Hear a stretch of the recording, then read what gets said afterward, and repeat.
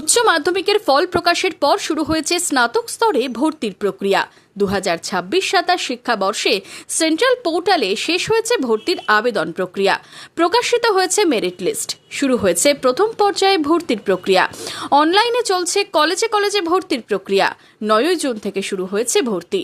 15 June পর্যন্ত চলবে প্রথম পর্যায়ের ভর্তির প্রক্রিয়া। গত দুদিনে বহরমপুর কলেজে ছাত্র ভর্তি নিয়ে কি বলছেন কলেজের অধ্যক্ষ?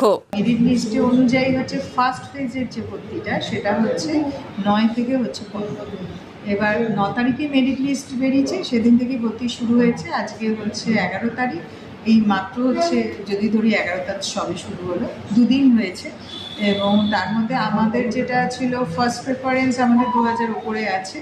এখন আমাদের দুদিনের প্রায় 800-র কাছাকাছি ভর্তি হয়ে গেছে। গত বছর আমাদের হচ্ছে যথেষ্ট ভর্তি ভালো হয়েছিল, কিন্তু ইনটেক ক্যাপাসিটি অনেকটা থাকার জন্য আমাদের পার্সেন্টেজ সেরকমই দেখাচ্ছে।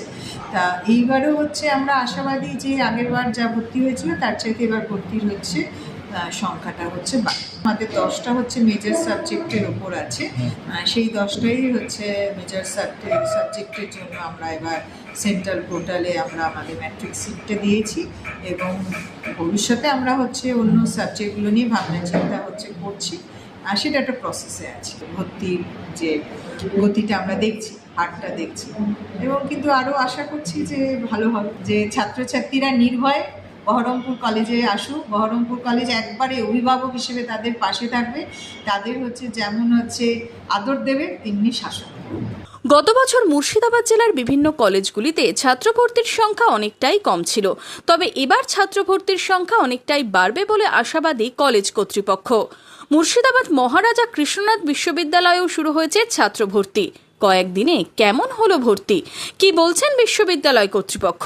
গত বছরের যে ডেটা রয়েছে সেখানে আমাদের মর্নিং এবং ডে দুটো সেকশন আছে। মর্নিং সেকশনের মধ্যে 1966টা সিট আছে, 1966, এবং ডে সেকশনে 11486 রয়েছে।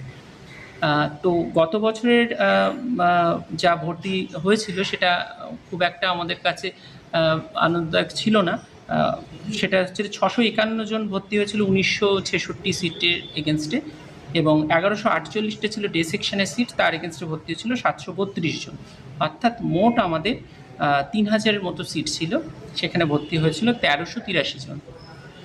এই বছর সবে আমাদের ভর্তি প্রক্রিয়া শুরু হয়েছে।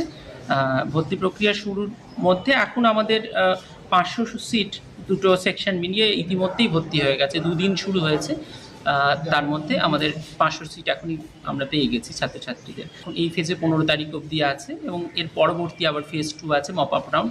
সেগুলো সব মিলিয়ে আমরা আশাবাদী যে গত বছরের তুলনায় অনেকটাই আমাদের ভালো ছাত্রছাত্রীর সংখ্যা বৃদ্ধি হবে। আগামী 6 জুলাই থেকে কলেজে কলেজে শুরু হবে ক্লাস। তার আগে কলেজগুলিতে ছাত্র ভর্তি নিয়ে বেশ আশাবাদী কলেজ কর্তৃপক্ষ।